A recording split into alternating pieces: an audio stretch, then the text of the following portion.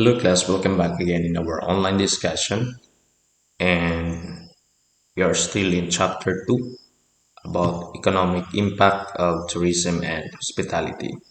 So again, this is the course THC 1 Macro Perspective of Tourism and Hospitality.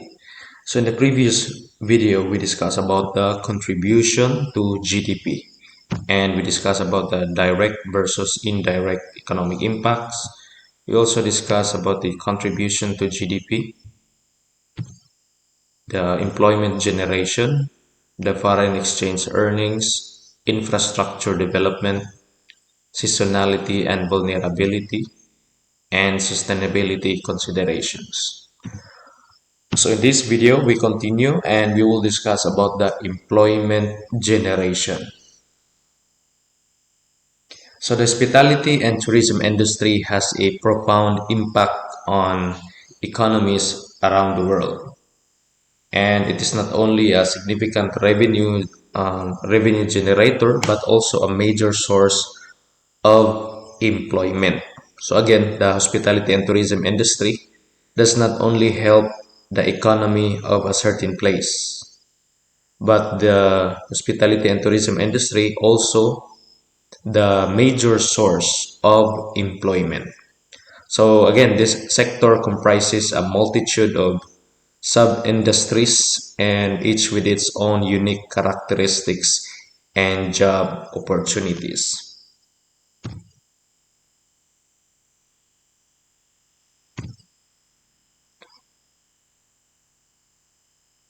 So in our topic for in chapter 2 and letter B, which is the employment generation, we will discuss about the jobs in various sectors and seasonality versus permanent employment. So let's start with the jobs in various sectors. So I will just give three examples here: the hotel, the restaurants, and adventure tourism.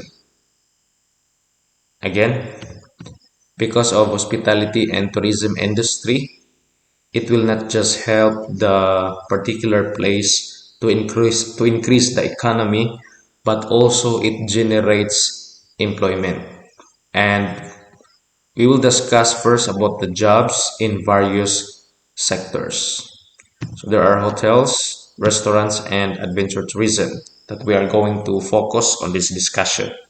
So first is the hotel.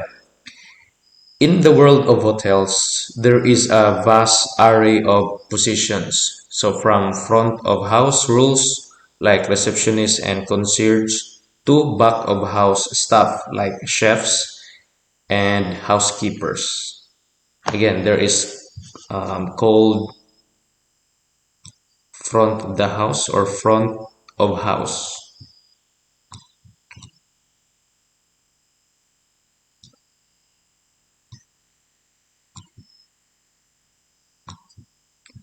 Front of house. So this particular staff or employment have a direct conversation or have this direct interaction with the guest. So what are the examples of front of house jobs? One of the example is the receptionist and concierge, for example. They are working in the front office. So they have a direct interaction to the guests, and that is called front of house. And we also have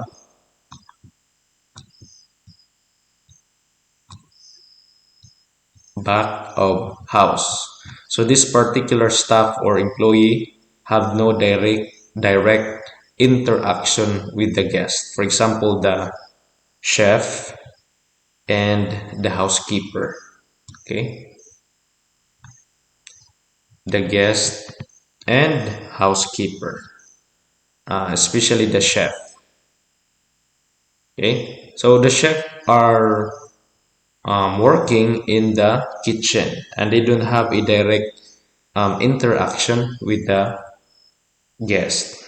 Okay, And in terms of permanent employment, typically involves management positions, whereas seasonal staff is integral to meeting peak demand, taking on roles such as housekeepers, wait staff, and event staff. Okay, so that is in line with the permanent and seasonal staff. So most of the time, the owner of the business will put a permanent position, okay, permanent employment in the managerial position. Whereas for the seasonal staff, that are the housekeepers and wait staff. For example, in my case, after I graduate 4 years in hotel and restaurant management course, I worked in one of the hotel in Panglao, and my status is only on call. Okay, on call,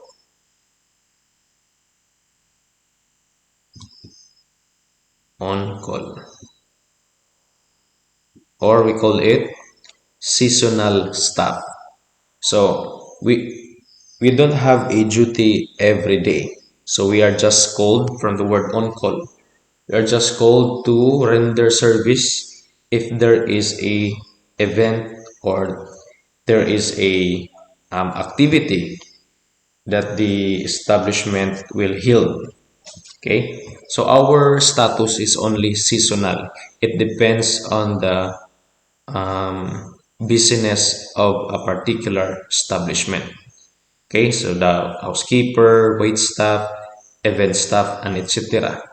But for the managerial position, that is usually have this permanent position. It means that they called it as a regular employee. Okay, managerial, permanent or regular, and seasonal or on call, the wait staff, housekeeper, etc. So that is my.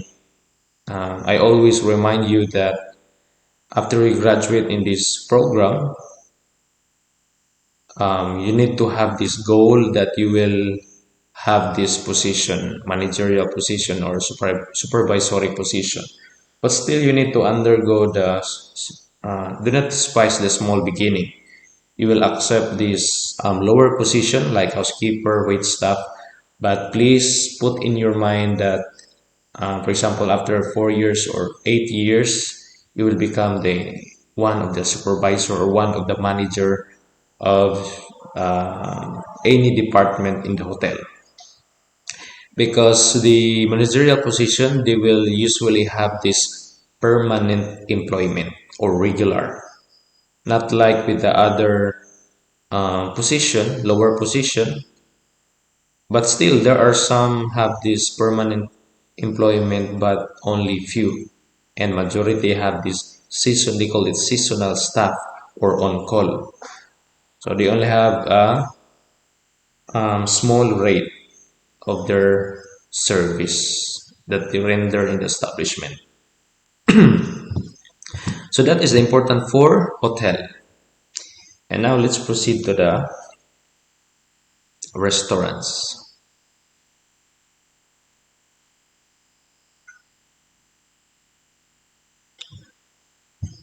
So the restaurants, for example, restaurants industry is a cornerstone of tourism. Again, what is the restaurants? It is a cornerstone.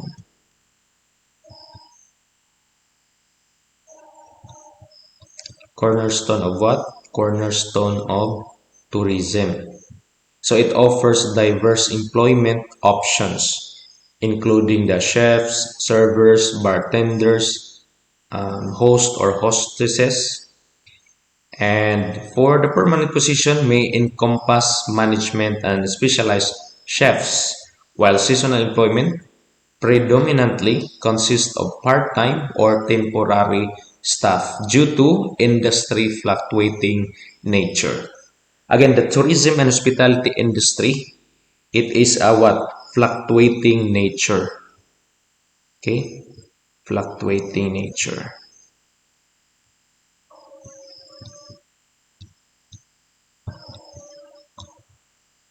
Okay, so the antonyms of fluctuating is consistent. So meaning fluctuating is not consistent. So if we will put it in a graph, for example, this one, it is consistently increasing. Others have this constantly decreasing. And sometimes they also call it plateau. Okay, balance, not increasing, not decreasing. But if we will say fluctuating, it is unpredictable, or there are changes in a small period of time. For example, this one, okay, fluctuating. You cannot predict the increasing and decreasing of the growth of a business or the situation of the business. So because of the nature of the tourism and hospitality, because it is fluctuating, so the management or the owner will hire a permanent. At the same time, they will also hire temporary and part-time staff. Okay. For example, what will happen if I am the owner of the business and I will hire many permanent jobs. And then in this season, for example, in this month, for example, in October, there are only few guests who arrive in our establishment, or there are only tourists that visit in our establishment. And then I've hired a lot of employee. So it affects my business because I need to pay the staff according to their rate, permanent rate. So that is a disadvantage for me. So what I need to do is to hire a permanent. At the same time, I will hire temporary or part-time worker. Okay. So if, for example, if there's a season that there are many tourist arrivals, that's the time that I will hire or call the temporary or part-time workers to do the job in that particular activity. And when the activity were done, so I will not hire again the permanent or the part-time. Okay, so that is one of the strategy of a manager. Because again, our nature in hospitality and tourism industry is fluctuating. So one of the strategy of the owner, they will hire a permanent. At the same time, they will have this list of part-time worker or temporary worker.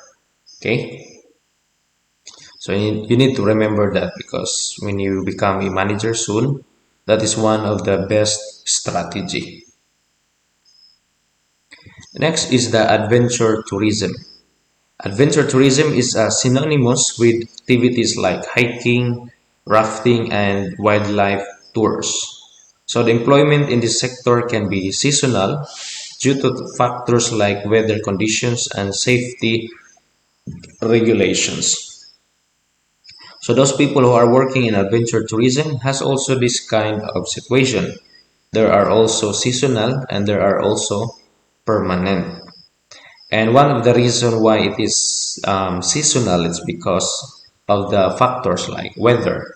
If we have this bad weather, so it is not advisable to have this activity. So you will not hire a lot of workers.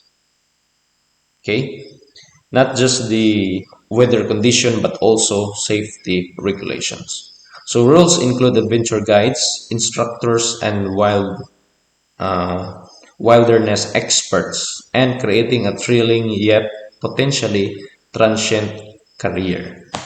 Okay, so we're done with the jobs in various sectors. Okay, for the recap, for the hotel, there are front of house and there are also back of house. Front of house is about the employees who have this direct interaction with the guests. Back of house are the staff or workers in the establishment, particularly in hotel, that have no direct contact with the guests. So example of front of house staff are front office or front office officer or clerk or concierge. And one example of the back of house are chef. Okay, and there is also called permanent and temporary or seasonal and permanent or regular. So majority of the permanent or regular are in the higher position, like in the management position or supervisory position. And majority of the seasonal, part-time or temporary are those who are in the lower position. Okay, they will just hire this lower position, particularly if they have this busy schedule, if there is a function like wedding, birthdays, and etc. So upon rendering their service after the activity were done, so they will no longer need the service of this lower position or seasonal staff.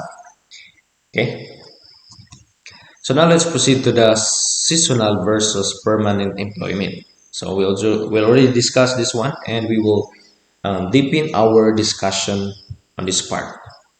So there are advantages and disadvantages of seasonal and permanent employment. So let's start with the seasonal employment. So there is an advantages and there are also challenges. So first, let's start with the advantages of seasonal.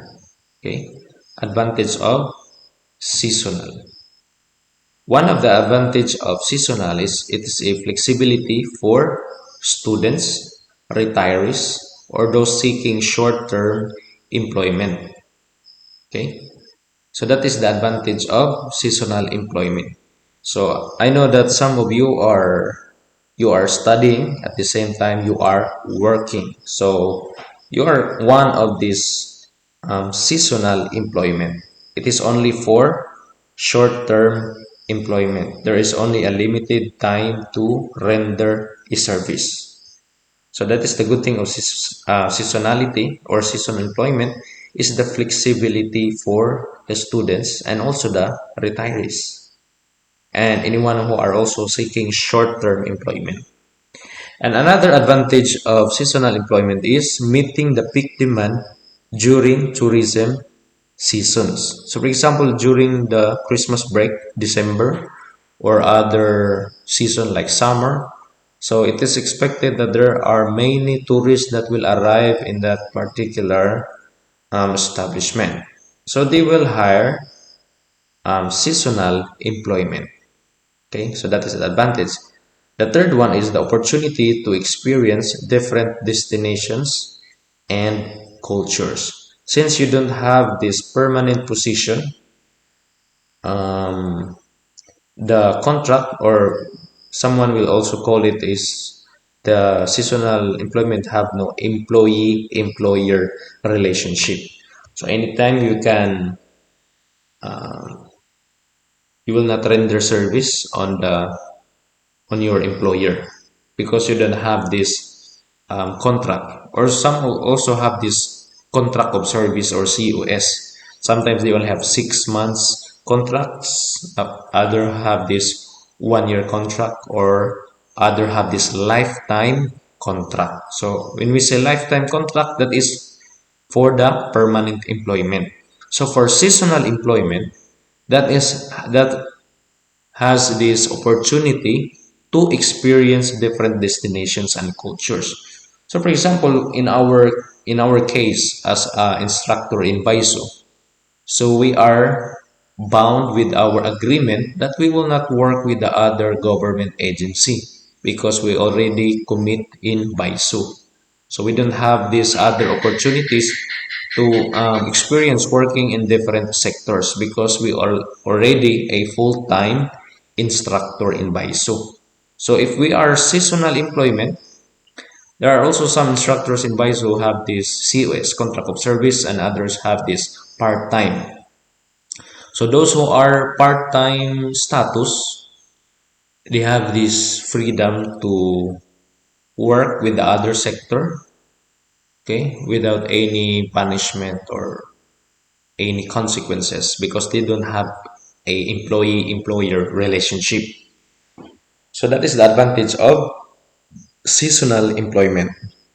There are many opportunities to experience in different destinations and cultures because the permanent employment have no opportunities to experience different destinations and cultures. Now let's proceed to the challenges. If there is an advantage of seasonal employment, there are also challenges for seasonal employment. And one of that is job insecurity and fluctuating income. And also limited access to benefits like healthcare and retirement plans. And lastly, the third one, difficulty in career growth and skill development. So if our status is seasonal employee, so the challenge is we don't have this security. So anytime we will be kicked out by the manager or by the owner of the establishment. Again, because we don't have employer-employee relationship. Okay, so anytime if we are not permanent, so they can easily kick out us in the establishment. But if our status is permanent, it is hard to kick out us or it's hard to fire us. Okay, because we already have this full-time status. So that is the challenge for seasonal employment. There is no job security. And also our income is fluctuating because we will have this duty if the establishment are busy, so expectedly our income will become fluctuating. For example, during December your income will majority is increasing because that is one of the peak season. But how about during, for example, October? So it will decrease. Okay, so if we will have this graph, long graph, it will become like this one. Okay, it will fluctuate compared to the permanent employment or employee. Your job will be consistent. So that is the advantage of seasonal employment. There is no job security and your income are fluctuating because it is it depends on the season. Next is limited access to benefits like healthcare and retirement plans. So only those um, employees who are permanent will have this. In the Philippines, for the private, we have this SSS, and for the government, we have this GSIS. Okay, that is a life insurance. So when you reach the retirement age, like a 60, so you will receive monthly income without working in a particular establishment. So that is the example of healthcare and retirement plans. Because those who are seasonal employee have no SSS, have no GSIS, have no pag-ibig plan. Okay, so that is the disadvantage of seasonal employment.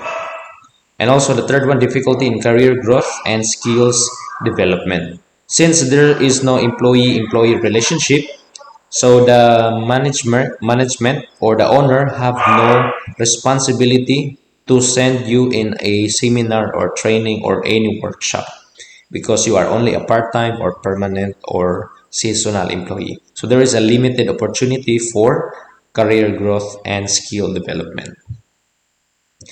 Now let's proceed for the permanent employment. So for the permanent employment, there is also advantage. At the same time, there is also a challenges or disadvantage. So let's start with the advantages of a permanent employee. So if the seasonal employee have the job security, so for the permanent, they have this job security. So it is hard for the manager or the owner to kick you out or to fire you in the service because you already have this full-time status. Okay, so you have this stability to remain in the workplace. That is the number one advantage: job security and stability. Number two, you have the access to benefits and long-term career development. So you have an access, you have this SSS, you have this GSIS, you have this Pag-ibig plan, and also the bonuses. For example, in the teachers, we have this GSIS. At the same time, we receive bonuses like 13th month pay, 14th month pay, and others. So only those regular or permanent can able to receive these benefits, the healthcare, the life insurance, and the bonuses. So if you are only a part-time or COS, contract of service, you cannot receive these benefits. So that is the disadvantage. So for the permanent, that is the advantage. You have this access to benefits and long-term career development. And the third one is the opportunity to specialize and take on leadership roles. So if you have this permanent status, there is an opportunity that you will receive a leadership rules. What are the examples of leadership roles? This is the supervisory position and the management position. So you will become, for example, food and beverage supervisor, or bar supervisor, or housekeeping supervisor, or housekeeping manager. So if you are permanent, you have this opportunity to have these leadership rules. And expectedly, if you will, um, if your status will increase, or you will be promoted from a regular staff into a supervisory position or manager, it's expected that your income will also increase. And also the permanent employment, though there are many advantages, there are also challenges or disadvantages. One of that is less flexibility in accommodating peak demands. Okay. The number two is potential for monotony in certain rules. The third one, limited exposure to varied cultures and destinations. So if you have this permanent employment, one of the challenges or disadvantage, there is a potential for monotony in certain rules. So for example, if you are a supervisor, your work is only for supervising the operations of your department. Whereas if you are only a seasonal at this, for example, this year you are a waiter, next year possibly that you will become a housekeeper, and next year you will become in the front office working. So there are different rules, opportunities that you can able to experience. But if you are a permanent job, if your item is for a, for example, supervisor in a certain department, so that is your contract. So you will do the job or responsibility, the your role and responsibility of that particular position. So there is a potential for monotony in a certain roles. Okay, that is why there are many hoteliers that have this kind of position. They will resign and they will transfer to other establishment because they feel that they don't have this professional development. So that is a disadvantage of permanent employment. And also, as what I've said, it has a limited exposure to varied cultures and destinations. Okay, so these are the advantages and the challenges of seasonal and permanent employment. So now let's proceed to balancing act. Based on this picture, this employee is also balancing the different areas in his or in her life.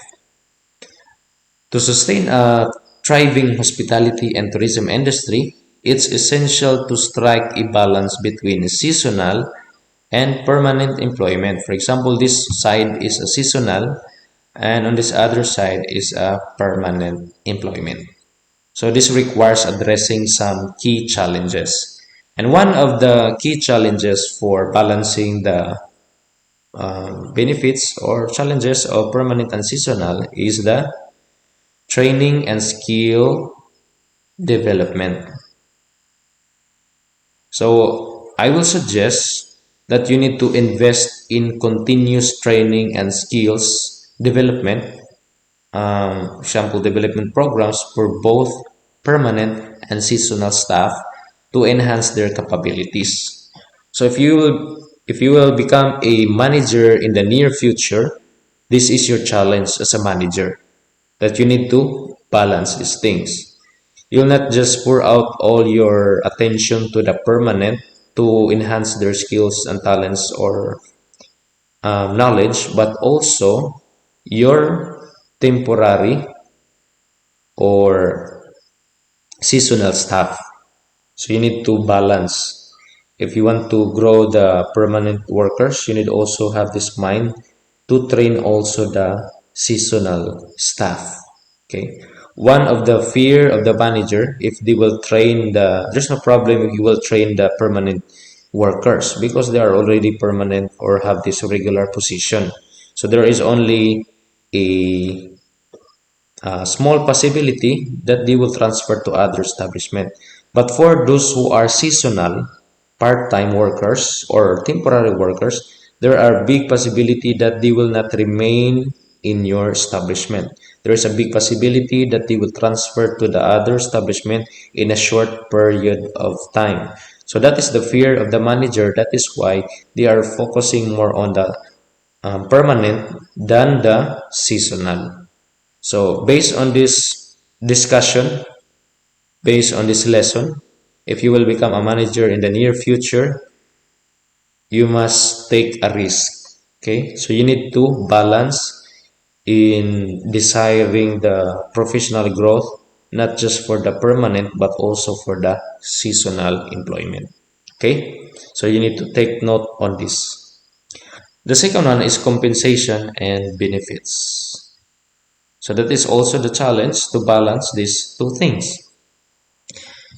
You need to consider the fair compensation packages and explore options for providing seasonal employees with access to certain benefits, acknowledging their essential contribution to the peak seasons. Again, for the compensation and benefits, majority, the manager or the owner will give full attention to the permanent than the seasonal staff. So we need to make a balance. We should not neglect the seasonal staff because they are very helpful to fulfill our to become successful in every activity that we have. So though they are only a seasonal staff, they are also very important. So we need to balance on giving the compensation and benefits. Okay. So for example, also just relate this in the teaching sectors or educational sectors. Those who are permanent have this lower rate compared to contract of service. And there are many people who are questioning why the contract of service have this high salary compared to the regular. And some are complaining. But the reason for this because the contract of service doesn't have a benefits. Okay? Though you are a regular employees and have this lower salary compared to have this contract of service status, yet you will receive benefits from the government. So that is one of the strategy now that is implemented just this, I think just this year. The contract of service have this high salary compared to the regular employee that have this base position instructor one. So again, the explanation for that because the contract of service doesn't have benefits. Okay, they don't receive benefits from the government. That is why their income or their salary were increasing. It increased by the government because they will have this balance. So that is the balancing act. So that is also one of your responsibility when you become a manager or owner of a certain business. Next is work-life balance. Implement policies that promote a healthy work-life balance, particularly for those in seasonal roles who often work long hours during peak periods. Okay, so the regular employees, they have this 8 hours duty. Okay, they have this 8 hours duty.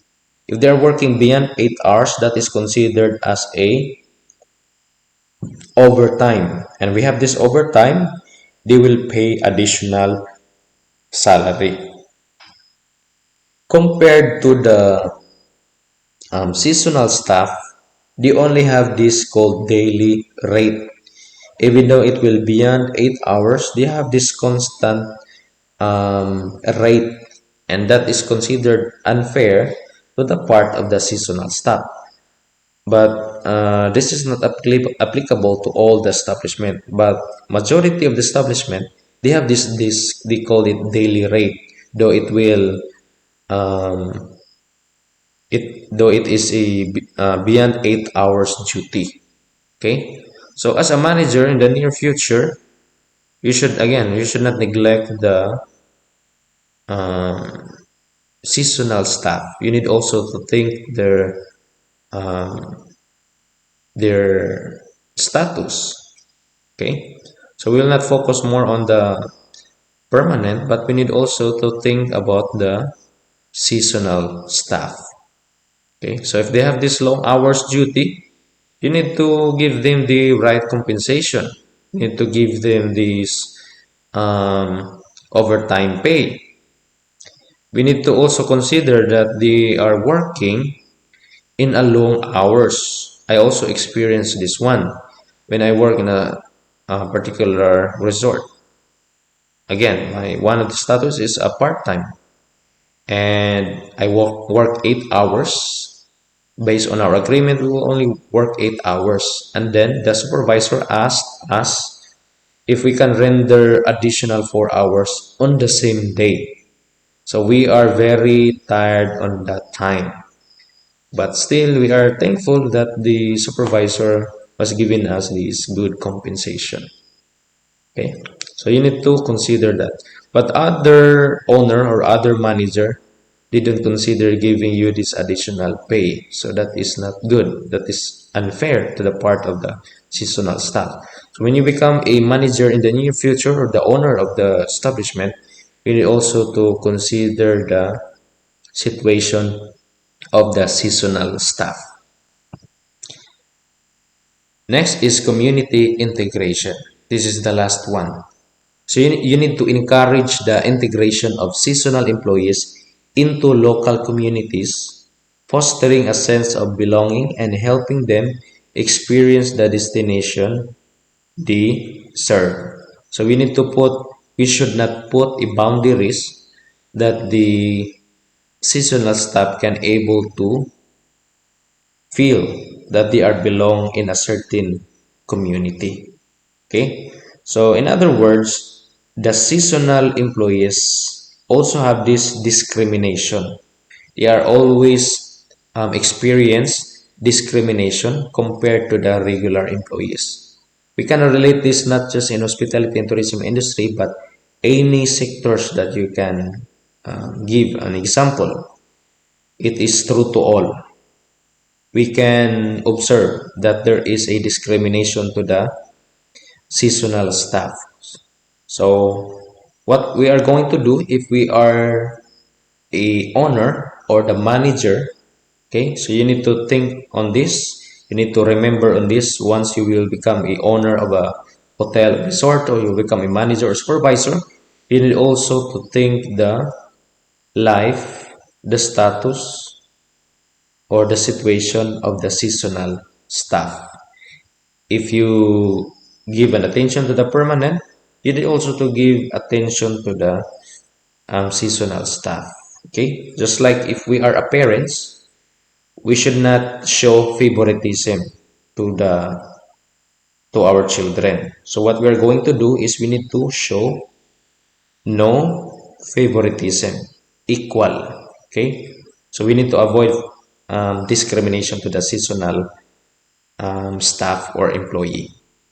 So that is our reflection for this discussion. We need to strike a balance between the seasonal staff and the permanent staff. So let's proceed to the conclusion. The hospitality and tourism industry is a dynamic and essential sector for economies worldwide. So understanding the diversity of job across the various sectors and intricacies of seasonal versus permanent employment is very crucial. So by striking a balance, addressing the challenges, and fostering a supportive work environment, we can ensure that this industry continues to strive and providing both jobs and memorable experiences for tourism, or shall we say for the tourists and employees alike. Okay, so we will able to give a memorable experience both to the tourists at the same time to the employees. So if we give care to the tourists, we need also to give care for the employees. Okay, when we say employees, that is the permanent and the seasonal staff. Okay, if we care for the tourists, we need also to care the employees. Okay, so I hope that you have learned something on this lecture. You need to remember on this when you have this managerial position or you will become the owner of the establishment. You need to take note on this part because this is one of the neglected areas of the manager and the owner. Once again, thank you for your attention and I look forward to any questions or discussions you may have. Thank you.